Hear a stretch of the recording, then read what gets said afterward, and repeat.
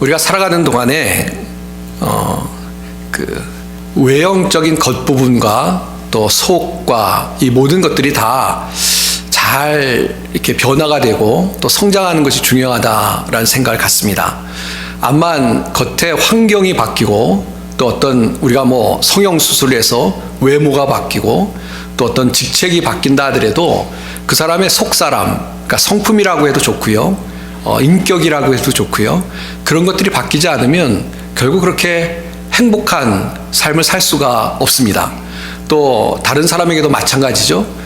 어떤 겉만 바뀐다고 해서 속사람이 바뀌지 않으면 그러면 다른 사람에게도 우리가 좋은 영향력 끼칠 수 없고요, 때로는 다른 사람에게 상처를 줄 수도 있습니다. 어떤 그 영화였던 것으로 기억하는데요, 어떤 살인범을 이 의사가 치료를 해줬습니다.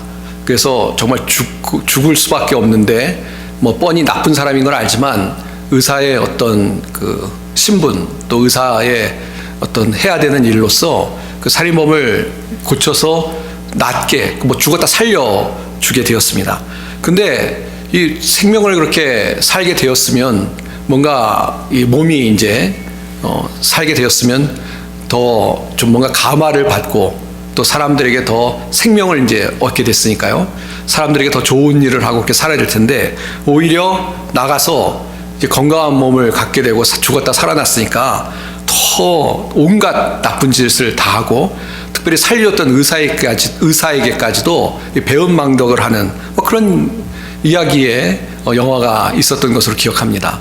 참 우리가 이 겉모습이 어떤 중요한 것이 아니고 그 사람의 속이 얼마나 중요하냐 하는, 속이 바뀌지 않으면 정말 우리가 그 사람이라는 것이 원래 속 사람이 간사하기 때문에 안 되는 거 아니냐, 속이 바뀌는 것이 중요하다라는 생각을 갖게 됩니다. 그런 이야기를 하시는 분들이 있으시더라고요. 특별히 생활적으로 여유가 없는 분들이 나도 재정적으로 뭔가 부자처럼 여유가 있으면 뭔가 사람들에게 더 이렇게 여유 있게 대할 수 있을 텐데 라는 이야기를 하는 분들이 계십니다. 물론 일리가 있다고 생각합니다. 우리가 어떤 경제적으로나 또 어떤 시간적으로나 여유가 있으면 남에게 더 잘 베풀 수 있는 그런 충분한 동기나 능력이 되죠. 그러나 꼭 어떤 재정적이나 시간적인 여유가 있다고 그런 사람들이 모든 다른 사람들에게 잘 선행을 베푸는 것은 분명히 아닙니다. 그럼 세상이 참 좋아지겠죠.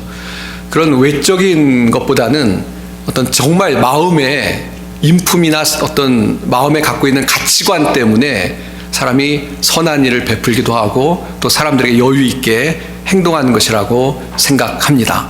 그래서 우리가 이 속사람이 참 중요한데요, 우리 그리스도인들이 정말 예수님을 믿어서 구원을 받고 구원받은 하나님의 자녀로서 속사람이 변화가 되어서 더 직설적으로 말씀드리면 예수님과 같은 그런 모습이 변화가 되어 살아갈 때 그것이 하나님을 기쁘시게 하고 또 우리의 정말 어떤 신앙의 참다운 모습으로 살아갈 수 있다고 생각합니다.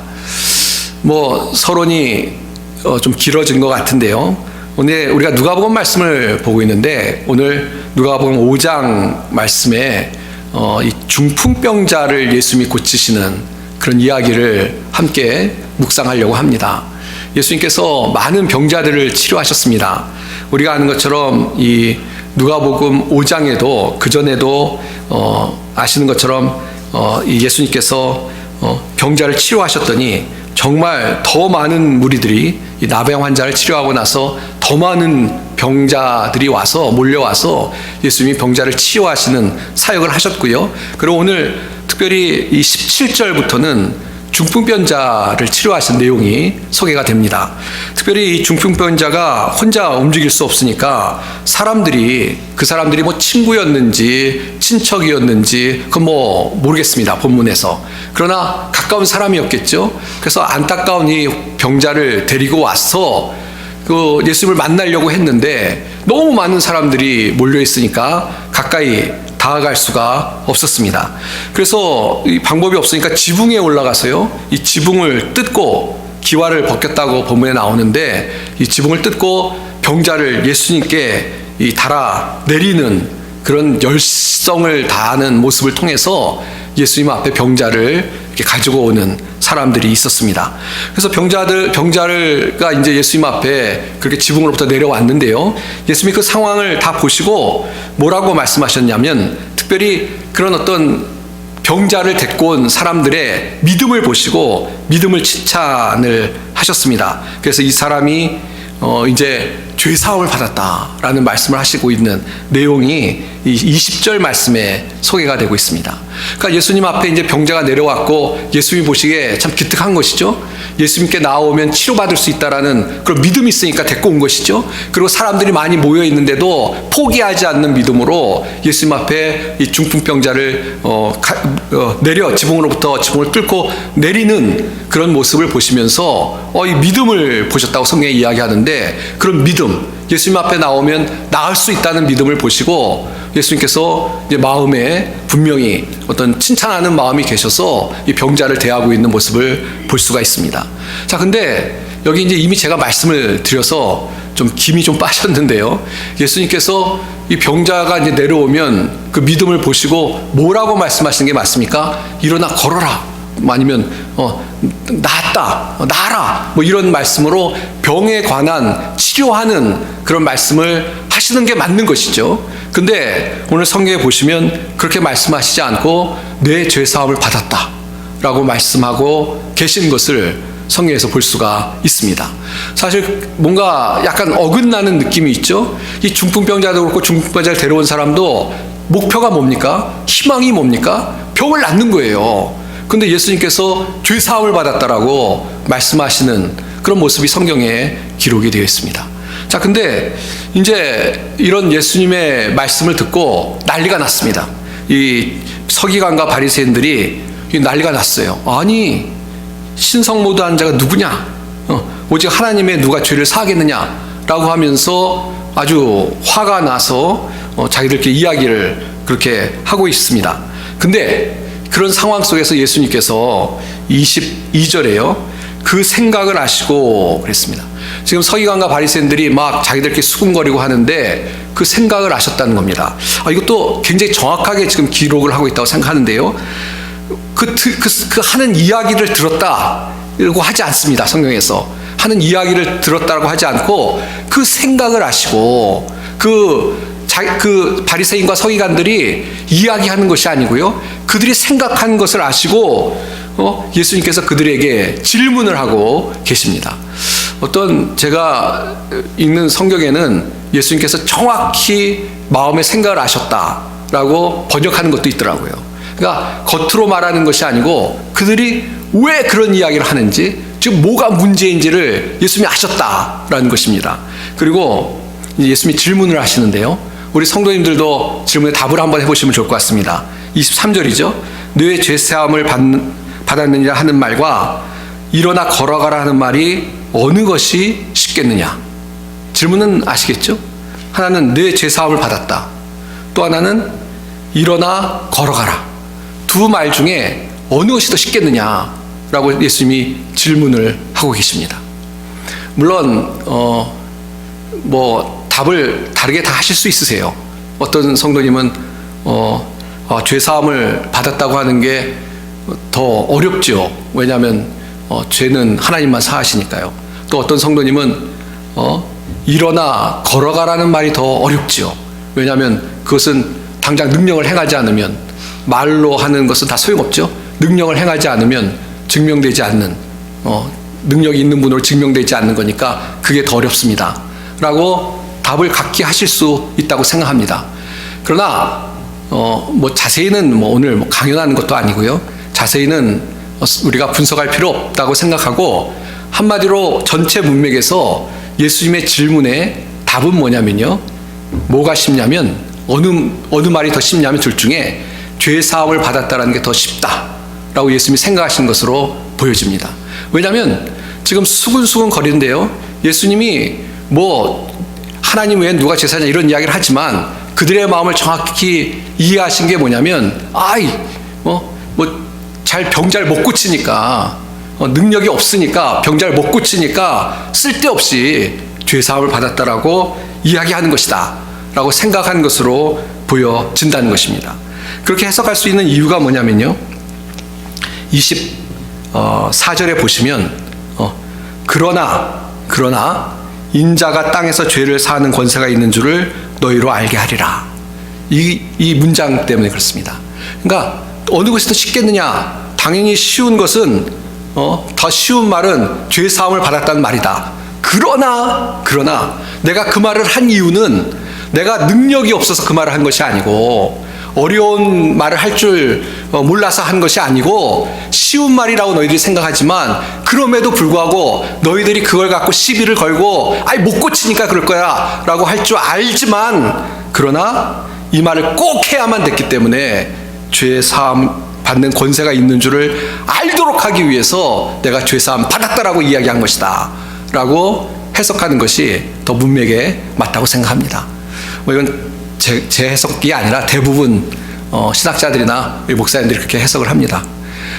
이게 왜 중요하냐면요, 이게 굉장히 중요한 것이죠. 그러면서 뒤도 좀 살펴보고요. 그래서 결국 어떻게 하십니까? 일어나 걸으란 말이 어려운 것이고, 또 예수님의 능력을 어떻게 보면 시험하는 그런 상황 속에서 예수님께서 그 다음에 당연히 중풍병자에게 내 침상을 가지고 집으로 가라 라고 말씀하시고, 그 예수님의 말씀에, 예수님의 권세에 이 병자가 깨끗함을 입고 집으로 돌아가는, 예수님께서 그 기적을 행하실 수 없어서 죄사함 받으란 말 한 것이 아닌 것을 예수님께서 보여주시면서 병자를 치유해 주시는 내용이 이어지고 있습니다. 그러니까 가장 쉬웠던 것은 예수님께는 일어나 걸어가라 이 말씀을 하셨으면 제일 쉬웠을 거예요. 그러나 이런 상황이 좀 복잡하게 될 것을 아시면서도 굳이 죄사함 받았다라는 말씀을 하신 이유는, 또 오해받을 수 있는 것을 아시면서도 그 말씀을 하신 이유는 예수님께서 죄사하는 권세가 있음을 분명히 사람들에게 말씀하기 위해서 그렇게 하셨다는 것입니다. 그게 이제 포인트인 것이죠. 예수님이 지금 병자를 낫게 하는 것도 중요하지만 더 중요한 죄사하는 권세가 있는 분, 예수님이 하나님의 아들로 이 땅에 오신 분인 것을 보여주기 위해서 예수님께 그런 말씀을 하셨다라는 것입니다. 예수님께서 많은 병자들을 고치시고, 또 귀신 들린 자를 귀신을 쫓으시고, 또 정말 바다를 잔잔케 하시고, 물론 호수죠, 잔잔케 하시고, 그런 기적을 행하시는 것은 예수님이 그걸 통해서 아픈 자를 치유하시는, 분명히 그런 은혜를 베푸시는 목적도 있지만, 예수님이 이 땅에 오신 하나님의 아들이신 것을 증명하는 것이었고요. 또 그런 하나님의 아들이 이 땅에 오신 목적이 사실은 가장 근본적인 우리 죄를 용서하시고 우리에게 영생을 주시기 위해서 이 땅에 오셨다라는 것을 보여주기 위해서 기적을 행하시는 것이고, 끊임없이 그 말씀을 하셨다는 것을 우리가 기억을 해야 되겠습니다. 왜냐하면 병자가 치유받잖아요. 그러고 나서 이 병자가 속 사람이 나쁜 사람이면 소용없어요. 나가서 그 건강한 몸 가지고 나쁜 짓 할지도 몰라요. 그러니까 진짜 인생의 중요한 문제는 뭐냐면, 우리의 속 사람이 예수님의 은혜 가운데, 우리 자신이 예수님의 은혜 가운데 구원을 받고 정말 하나님의 자녀가 되고, 죄가 용서함 받고 하나님의 자녀가 되고, 그리고 하나님의 자녀로서 합당한 삶을 살아가는 것이 중요하기 때문에, 그래서 우리의 죄를 깨끗게 하기 위해서, 죄의 문제를 풀기 위해서 예수님이 이 땅에 오셨기 때문에 그 사실을 예수님께서 끊임없이 이야기하시고, 또 실제로 구원의 사역을 완성하셨다는 것을 우리가 분명히 기억해야 되겠습니다. 사실 우리 믿는 우리 믿음이라는 것은요, 우리 교회라는 것은요, 이런 복음, 예수님을 통해서 우리 죄가 용서함 받고 우리가 구원을 얻었다라는 것을 선포하지 않고, 교회가 그냥 세상의 다른 단체처럼 어려운 사람 도와주고, 또 세상의 단체처럼 어떤 바른 일에 대해서 이야기하고 그 정도로 끝난다면 사실 인생의 문제는 해결되지 않습니다. 교회가 교회로서 정말 의미가 있고, 하나님을 믿는 우리가 능력이 있고, 또 정말 참 진리로 인하여서 기뻐할 수 있는 것은 예수님을 통해서 예수님을 통해서 우리 죄가 용서받고 구원받고 그 예수님의 안에서 우리가 살아간다는 이 복음을 믿는 신앙이 있기 때문에 우리가 하나님의 은혜 가운데 기뻐하고 교회가 계속 복음을 증거하면서 이 땅에서 사명을 감당할 수가 있는 것입니다. 하나 더 예를 들어보면요, 요한복음 6장에 보시면 먹는 문제가 나옵니다. 다 아시는 것처럼 예수님께서 기적을 행하셨죠. 이 오병이어를 통해서 정말 많은 사람을 먹이셨습니다. 사람들이 깜짝 놀랐습니다. 왜냐하면 요즘도 그렇습니다만 그때는 먹고 사는 문제가 엄청나게 중요했거든요. 당장 뭐 먹고만 살면 된다고 하는 뭐 그런 시절 아니었습니까? 근데 정말 믿기지 않는 기적이 일어난 것이죠. 말도 안 되는 그런 양식을 가지고 어마어마한 사람이 먹고 남았으니까요. 그래서 사람들이 예수님께 몰려오기 시작했습니다. 그 표적을 보고. 근데 그래서 예수님이 뭐라고 말씀하시냐면 6장에 26절부터 보시면 떡을 먹고 배부른 까닭이다, 이렇게 얘기하시면서 왜 예수님께 사람들이 몰려오시는지를 예수님이 이야기하십니다. 그러면서 예수님이 하시는 말씀이 뭐냐면요, 6장 27절에 보시면 썩는 양식을 위하여 일하지 말고 영생하도록 있는 양식을 위하여 하라. 이 양식은 인자가 너에게 주리니 인자는 아버지 하나님께서 인치신 자니라 라고 하면서 사람들이 기대하는 양식과 다른 양식을 이야기하십니다. 사람들은 뭘 기대했냐면요, 먹고 배부르는 양식. 또 예수님이 그 기적을 행하시니까 와, 이거는 뭐라고 땡 잡은 거예요. 대박이 났다. 이제 우리가 먹는 거 걱정 없겠다. 근데 예수님은 그렇게 말씀하시지 않고 뭐라고 말씀하시냐면 영생하도록 있는 양식. 이 관심을 먹는 양식에서 썩어지는 양식이 아니라 썩는 양식이 아니라 영생하는 양식으로 관심을 받고 계십니다. 그러면서 요한복음 6장 35절에요. 예수께서 이르시되 나는 생명의 떡이니 내게 오는 자는 결코 줄이지 아니할 터이요 나를 믿는 자는 영원히 목마르지 아니하리라. 예. 세상의 양식은 먹고 평생토록 배부른 양식이 있습니까? 없어요. 물도 마찬가지로 목마른 물을 마시면 갈증이 해소됩니다. 그러니까 또 시간이 지나면 또 물을 마셔야죠. 또 목마르게 되어 있습니다. 예. 근데 예수님께서 말씀하신 것은 그런 세상의 양식과 세상의 물이 아닌 것이죠. 예수님이 말씀하신 것은 정말 영생하는 양식, 목마르지 않는 생수, 그것은 바로 예수님을 믿고 구원을 얻었을 때 우리에게 주시는 하나님의 은혜가 그렇다는 것입니다. 예. 그러니까 자꾸 사람들은 세상적인 것에 머물려고 해요. 신앙생활 하면서도 하나님과의 관계 속에서 신앙생활 하는데 하나님이 이 땅을 살아가는 우리에게 만난 걸 주시고 입히시고 그 다음에 뭐 요즘 표현대로 하겠습니다. 대박이 터지게 해주시고 그렇게 세상적으로 생각을 해요. 그러나 예수님의 관점은 뭡니까? 그런 게 아니죠. 뭐 그것도 중요하죠. 그게 중요하니까 예수님께서 그렇게 기적을 행하셔서 먹이시고 또 예수님께서 기적을 행하셔서 병든 자를 치유해 주셨습니다. 이 땅의 삶이 중요하지 않다는 것이 아닙니다. 또 이 땅의 삶에 하나님의 은혜를 안 주시겠다는 것도 아닙니다. 그러나 그것만에 머물러 있으면 안 되기 때문에 정말 더 중요한 영원한 영생에 관한 또 우리의 어떤 죄 문제가 해결되지 않고는 먹고 마시던 것 같고 행복할 수 없기 때문에 우리의 진정한 생명이 되는 그런 은혜를 예수님께서 말씀하시고 그 은혜를 어떻게 얻을 수 있느냐? 바로 예수 그리스도를 통해 얻을 수 있다라는 것을 끊임없이 말씀해 주셨다는 것입니다. 이것이 왜 오늘날 우리에게 중요합니까? 우리가 오늘날도 신앙생활 하는데요. 물론 우리가 신앙생활 하면서 모든 우리 삶의 영역에 하나님의 은혜를 기대할 수 있습니다. 특별히 기도하실 때 우리 건강의 문제를 위해서 또 우리의 실제적인 삶의 현실의 문제에 위해서 기도하십시오. 하나님 그렇게 기도하라고 하셨습니다. 예수님께서 우리에게 가르쳐주신 기도에 중요한 내용이 있죠. 오늘날 우리에게 일용할 양식을 주옵시고 기도하는 것이 맞습니다. 우리 이 땅에 사는 삶이 중요하지 않은 것이 아닙니다. 하나님 보시기에도 중요합니다. 우리가 주님께 기도하고 구하고 이 땅의 삶에서도 풍성한 하나님의 은혜를 누리며 살아갈 수 있습니다.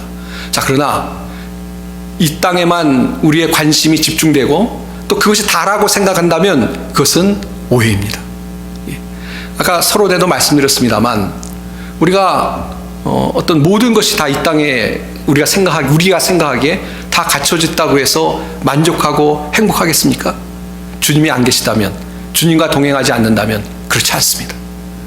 우리가 이 땅에 어떠한 형편과 모습을 갖느냐도 중요하지만 우리의 속사람이 정말 예수님을 믿고 하나님의 자녀가 되고 또 거기서 끝나는 것이 아니라 하나님의 자녀로서 날마다 주님과 동행하면서 주님을 닮아가려고 또 속사람이 어린아이와 같은 것이 아니라 성장하려고 할 때 그때 풍성한 어떤 삶을 누리고 정말 하나님이 기뻐하시는 은혜로운 또 행복한 삶을 누리며 살아갈 줄 믿습니다.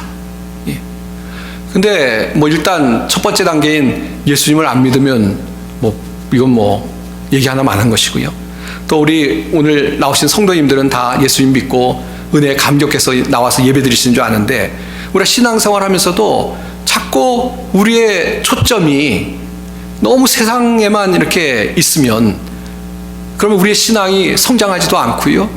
우리의 어떤 속사람에 대해서 아무 관심도 노력도 기울이지 않는다면 그러면 우리가 온전한 믿음으로 살아가는 것이 아니다 라고 이야기해도 크게 잘못된 말은 아닐 것입니다. 예수님께서 이 기적을 행하시면서 보면 예수께서 늘 기적을 행하신 다음에 어떤 의미를 말씀을 하셨습니다. 아까 요한복음 6장의 중요한 어떤 대표적인 예죠. 이 먹는 문제, 인생이 중요한데요. 그러나 먹는 문제보다 더 중요한 것은 정말 생명의 떡이 되신, 생명의 양식이 되신 예수님을 믿고 우리 죄가 깨끗함을 입고 구원을 입고 살아가는 것이다 라는 것을 분명히 말씀하셨습니다. 그러니까 우리가 이런 분명한 예수님의 말씀에 오늘 현대를 살아가는 우리들도 귀를 기울이고요. 세상의 어떤 삶 속에서도 우리가 믿음을 잃지 않고 또 분명히 예수님을 바라보는 그런 신앙 가운데 살아갈 수 있는 그런 우리가 돼야 될 줄 믿습니다. 전에 어떤 그 사회운동을 하시던 분이 그런 이야기를 하시더라고요.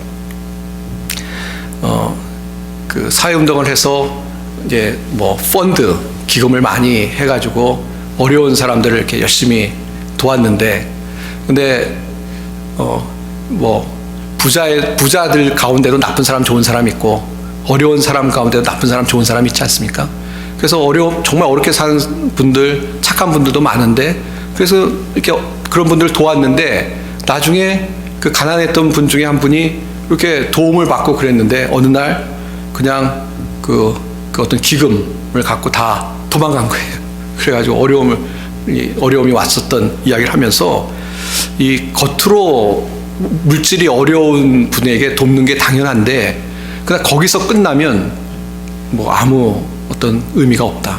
정말 우리 속사람이 바뀌고 속사람이 변화가 돼야 어떤 진정 희망이 있는 것이지 그냥 무조건 어떤 우리가 생각한 조건만 채워서는 어떤 좋은 사회를 이룰 수 없다라는 이야기를 하시는 것을 읽은 적이 있습니다. 충분히 공감이 되는 것이죠. 우리가 살아가는 동안에 정말